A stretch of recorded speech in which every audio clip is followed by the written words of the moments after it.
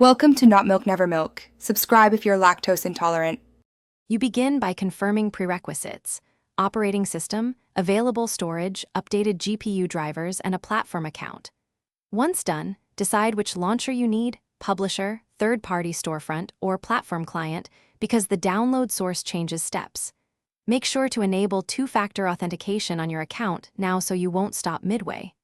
Next, sign into the chosen store and select the launcher package. Download the installer rather than a zip when available, because installers handle dependencies automatically. You now run the launcher installer with administrator privileges to avoid permission errors. During setup, accept required permissions and pick an installation path that has 20 GB or more free. Enable auto-update to keep the launcher current.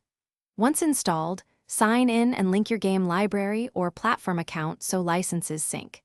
If the installer asks, install dependencies like Visual C++ redistributables, DirectX, or NetNow. They prevent runtime crashes.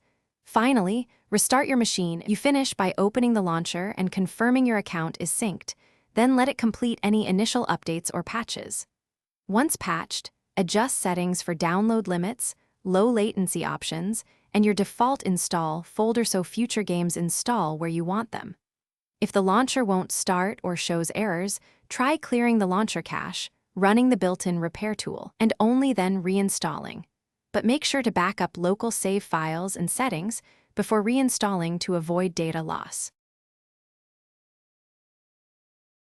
Thanks for watching. If this was helpful, leave a like and consider subscribing. See you next time.